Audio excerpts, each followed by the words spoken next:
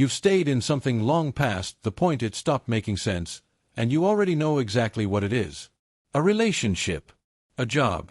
A degree you're not sure you even want anymore. A years-long friendship that quietly turned one-sided. And the reason you're still there isn't that it's good for you. It's that you've already invested so much, so leaving now would mean admitting that some of that investment was wasted. That single thought, right there, is one of the most expensive mistakes a human mind can make, and philosophers were warning against it long before economists gave it a name. The name is the sunk cost fallacy, the tendency to keep pouring time, money, or effort into something specifically because you've already poured time, money, or effort into it, even when every rational signal says stop. The money's gone whether you continue or quit. The years spent are spent either way.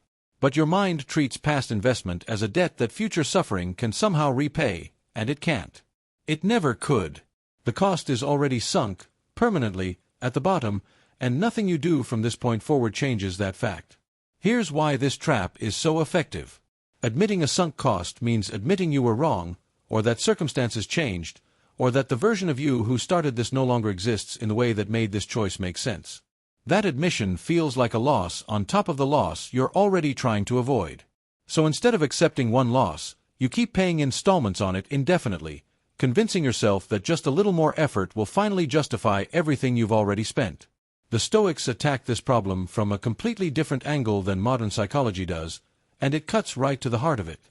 Epictetus taught that some things are within your control and some things are not, and the past belongs entirely to the category of things you cannot control. Not 1 second of it. Not $1 spent, not 1 year invested, not one relationship's worth of effort already given. All of it is finished, fixed, unchangeable, existing now only as a fact of history. The only thing that remains within your control is what you do next, starting from exactly where you are, not from where you wish you were, and definitely not from what you've already spent trying to get here. This reframing matters enormously, because it moves the entire question. Instead of asking, how do I justify what I've already invested, which is a question with no good answer, you start asking, given everything as it stands right now, is continuing actually the best use of my future time? That's a completely different calculation, and it's the only one that's actually relevant, because your future time is the only thing you still have any power over. Marcus Aurelius wrote extensively about accepting what has already happened as fixed, not with resignation, but so that his attention could go entirely toward what was still changeable. He understood that dwelling on unchangeable past decisions was simply wasted energy, energy that could otherwise go toward making the next decision well. You have a finite amount of mental and emotional energy each day. Every bit spent defending a decision that's already sunk is energy stolen directly from decisions you could still actually influence. There's a simple test you can run whenever you're unsure if you're stuck in a sunk cost trap. Ask yourself this: if I were encountering this exact situation for the first time today, with no history attached to it, knowing everything I currently know, would I choose to start it? Not continue it, start it, fresh, right now. If the answer is no, the years or money or effort you've already spent aren't actually a reason to stay. They're the exact reason you feel obligated to stay, and those are two completely different things. Obligation to a sunk cost isn't loyalty. It isn't wisdom. It's just momentum disguised as meaning.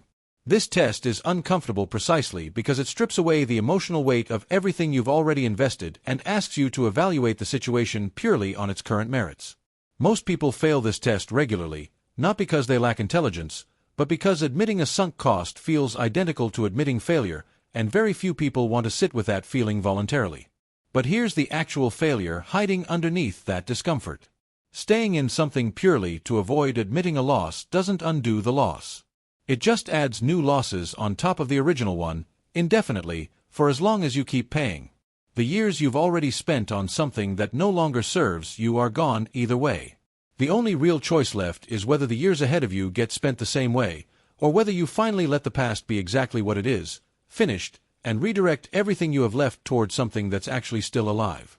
If this reframed something for you, hit subscribe, because this channel is built around exactly this kind of clear-headed, practical philosophy. Drop a comment telling me what you're currently holding on to purely because you've already invested so much in it, because naming it honestly is usually the first real step toward letting it go.